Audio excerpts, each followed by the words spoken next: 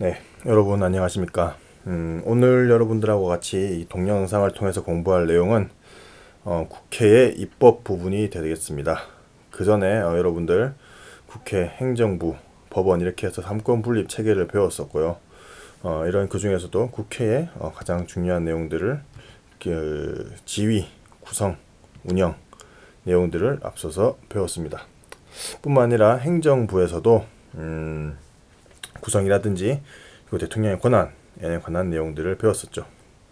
하지만 오늘은 앞서서 배웠던 국회의 기능 중에서도 행정부와도 관련이 깊고, 그리고 여러분들 가장 중요한 기능인 입법 기능에 관해서 여러분들 함께 공부해 보도록 하겠습니다. 그래서 여러분들 국회 입법 기능에 대해서 가장 정확한 정보가 나와 있는 곳을 선생님이 찾아봤는데요. 법률 지식 정보 시스템이라는 곳에 들어가시면은 입법 과정의 쾌관 해가지고 아주 자세하게 이렇게 여러분들에게 볼 수 있습니다. 그 링크가 이 그림과 같고요. 거기 들어가시면은 이렇게 이런 도식도를 설명을 해주면서 여러분들에게 입법 과정을 보여주고 있습니다. 어떻습니까, 여러분? 딱 봐도 굉장히 복잡한 그런 과정이 있죠. 하지만 여러분들에게 이 모든 과정들을 다 선생님이 설명해 드리지 않을 것입니다. 걱정하지 마십시오. 만약에 이 과정들을 다 하라고 한다면 여러분들 분명히 멘붕이 오겠죠. 하지만 이것들은 고등학교 과정에서 필요도 없고요. 또 그것을 묻지도 않습니다. 여러분들은 편안하게 오늘 계속 따라오시면서 이렇게 하는 것이구나 라는 것을 아시면 될 것 같습니다. 하지만 이 그림을 잠깐 여러분들에게 설명을 드리도록 하겠습니다. 그래서 국회에서도 입법을 할 때 어떻게 두 가지에서 나눠서 할 수가 있는데요. 국회의원들이 직접 의원 개인 차원에서도 입법을 할 수 있겠죠. 정당 차원에서도 할 수 있겠죠. 그리고 또 정부에서 어떤 제출하고 싶은데 그러지 않을 때 어떤 이런 방법을 통해 가지고 제출하는 방법이 있고요. 이것은 국회 내에서 제출하는 입안 과정입니다. 또한 국회 안에 어떤 위원회에서 법률을 발의를 할 때 과정이 또 이렇게 되어 있습니다. 공청회가 나오고 뭐 특별위원회가 나오고 이런 경우가 있습니다. 이런 경우, 즉 앞서서 얘기했던 요거 하나의 경우와 그리고 요 다음 위원회 경우, 요거는 국회 안에서 법안을 발의하는 경우입니다. 그리고 여러분 지난 수업 시간에 선생님이 여러분들에게 가르쳐 드렸는데, 또 법률을 어떤 입안을 할 수 있는 기관이 어디가 있다고 했습니까? 자, 바로 행정부가 있다고 했었죠. 자, 행정부는 입안을 한다는 것이 자신들이 바로 어떻게 국회와 같이 법률을 딱 만들어서 이것이 앞으로 우리 새로운 법이다 라고 하는 그런 방법으로 입안하지 않습니다. 국회에 제출하는 방식으로 이렇게 입안을 하고 있고요. 그래서 국회에 제출되면은 국회에서 그것을 이제 일정한 방법에 의해서 처리를 해가지고 그것이 이제 공포가 되면서 어떤 새로운 법률 입안이 되는 것이죠. 그래서 이렇게 방금 보여드렸던 세 가지 과정을 통해서 어떻게 국회에 처음으로 법률안 발의를 위한 그런 제출이 이루어지게 되는 것입니다. 일단 국회로 이렇게 새로운 법률이 들어오면은 지금 보신 것 같은 이런 도식도를 통해서 입안 과정이 처리가 되고 이것이 이제 공포가 되는 것이죠. 여러분 여기 보시는 것 같이 굉장히 복잡하죠. 하지만 걱정하지 마십시오. 이 모든 과정들이 여러분 앞서서 말씀드린 것과 같이 다 요구하지 않습니다. 여러분들은 선생님이 새로 정리한 간단한 도식도를 따라서 이 전체 과정들을 한 번 더 보도록 하겠습니다. 고등학교 과정에서는 이 정도면 충분하고요. 조금 더 관심 있는 분들은 요 과정을 다시 한번 보셔도 좋을 것 같습니다. 자, 여러분들에게 앞서서 보여드린 그 복잡한 그림을 이렇게 간단한 도식도를 통해서 만들었고요. 이것을 여러분들에게 설명을 해 드리도록 하겠습니다.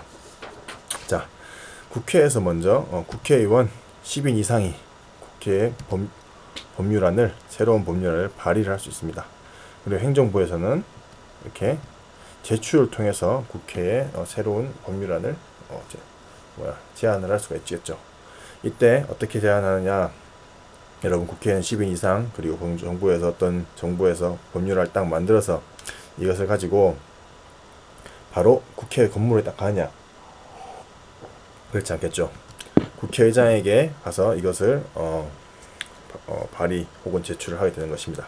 그러면은 국회의장은 이 받은 법률안을 가지고 바로 또 국회를 가져가서 이것을 이제 투표를 붙이느냐? 그렇지 않습니다.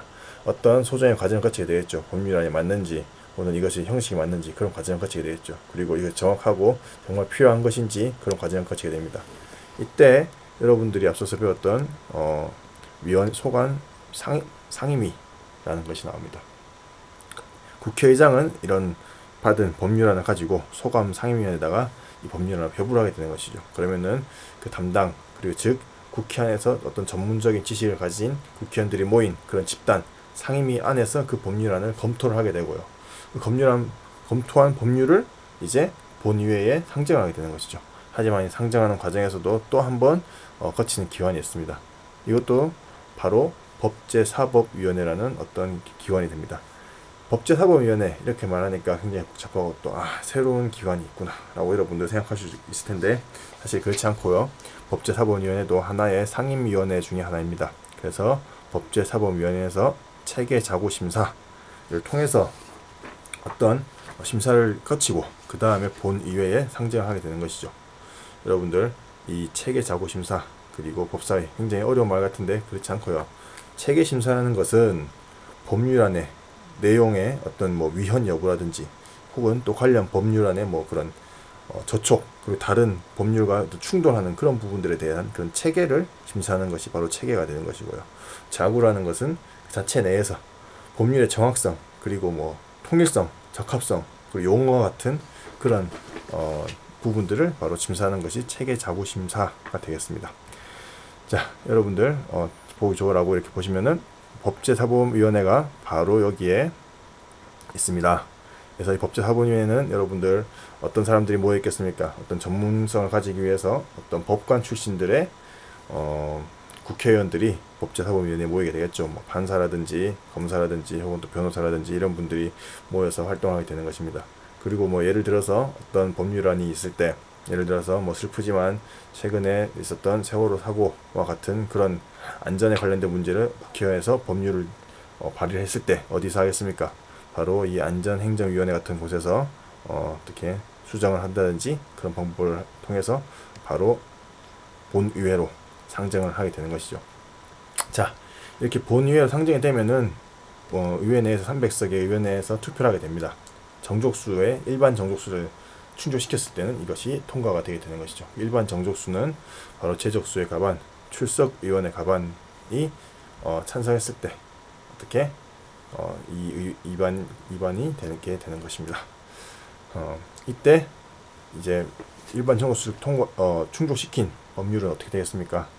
바로 대통령에게로 전달이 되고요. 대통령에게로 이송이 됩니다. 그래서 이 대통령이 바로 됐다 하고 넘어가느냐? 그렇지 않겠죠. 여러분들 대통령도 국민이 뽑은 여러분들의 대표적인 기관의 국민의 대표입니다. 대통령께서도 이런 법률에 대해서 법률 거부를 할 수 있습니다. 앞 시간에 배웠죠. 대통령의 중요한 권한 중에서 법률 거부권이 있다는 것도 배웠습니다. 그래서 여러분 대통령이 싫다 이렇게 하고 바로 법률 거부가 되느냐? 그렇지 않겠죠. 이송일로부터 15일 이내에 대통령은 어떤 환부 거부라는 방법을 통해서 이 법률안을 거부할 수 있게 되는 것이죠. 대통령은 환부 거부를 할 때 어떤 법률안을 딱 받았을 때 여기 이거 빨간 줄을 끊고 이거 틀렸다, 이거 하지 맙시다, 이거는 좀 바꿉시다 이렇게 할 수 없습니다. 수정이라든지 폐기가 안 됩니다. 거부만 할 수 있는 것이고요. 단 거기에 이런 의견서를 첨부를 해서 국회로 다시 돌려보내게 됩니다. 어디로 돌려보내냐? 또 중요한 기능을 하고 있는 국회의장에게로 돌려보내게 되죠. 그렇다면 이제 국회의장으로 돌아간 이 법률은 어떻게 되겠습니까? 다시 소감 상임위에 회부가 되고 또 법제사법위원회에서 또 체계자구심사를 하고 또 상정을 하고 다시 이송을 하고 이런 과정을 거치겠습니까? 그렇지 않습니다. 국회의장이 자신의 직권을 활용을 해서 본위회로 가게 되는 것입니다.